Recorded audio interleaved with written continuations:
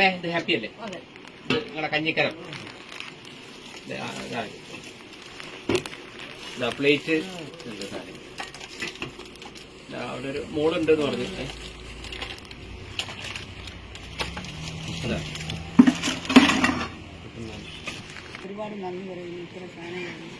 അമ്മ ഇനി എന്തെങ്കിലും അത്യാവശ്യം ഉണ്ടോ? എപ്പോഴായാലും എന്തെങ്കിലും കാര്യങ്ങളുടെ ഇവരോട് അറിയിച്ചാൽ മതി. ഇപ്പൊ നിങ്ങൾക്ക് ഇപ്പൊ തൽക്കാലം നിങ്ങൾക്ക് ഇപ്പൊ അവിടെ അല്ലേ ഇതിന് വേണ്ട സാധനങ്ങളൊക്കെ ആയില്ലേ?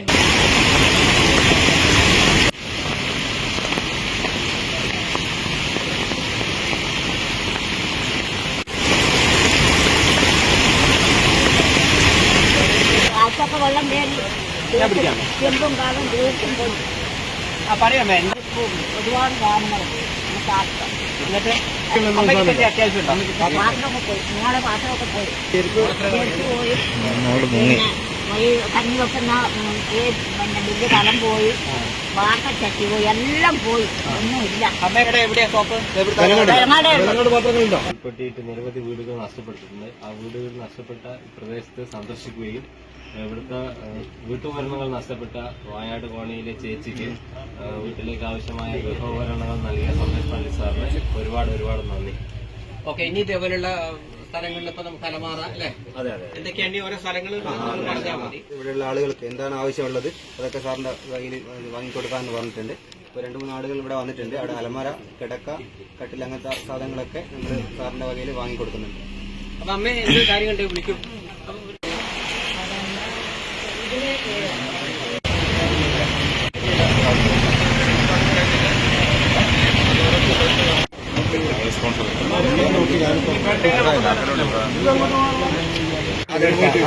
ഇത്രയും ദൂരമല്ലേ ഇറക്കുന്ന പരിഷ്കാരം വലിയ നാശനഷ്ടം ഉണ്ടായതാണ്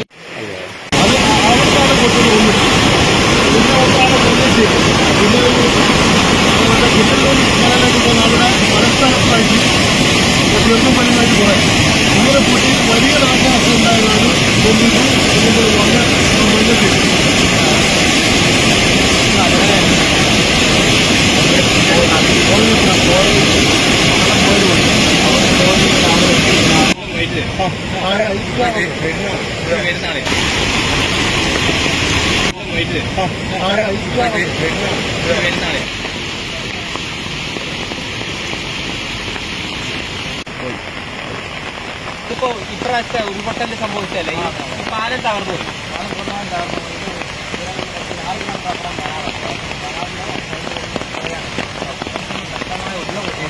ഇതിപ്പോ ഇങ്ങനെയല്ലേ ഈ വെള്ളം?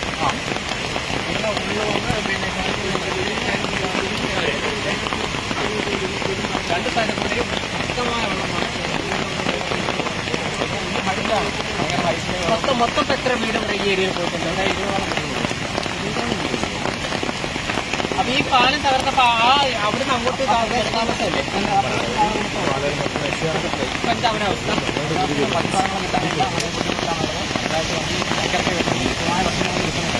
കിട്ടുന്നില്ല.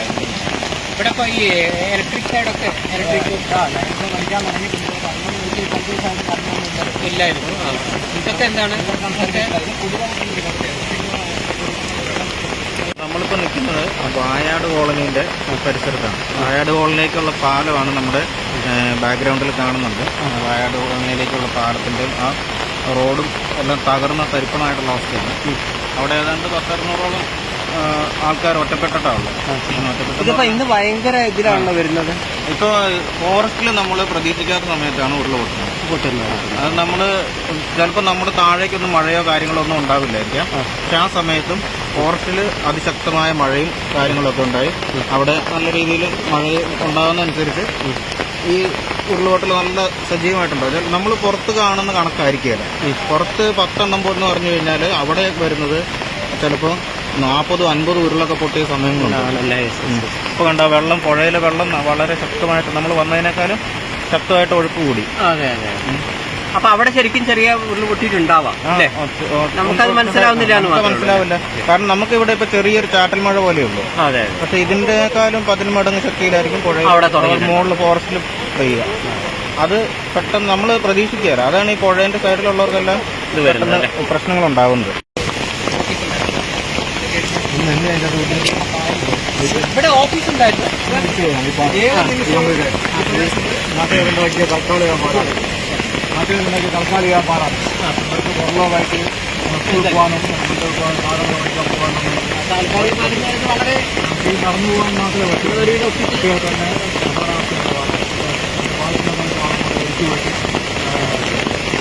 അങ്ങനെ ശക്തമായിട്ടുള്ള വെള്ളം നേരത്തെ കാലം ഒന്ന്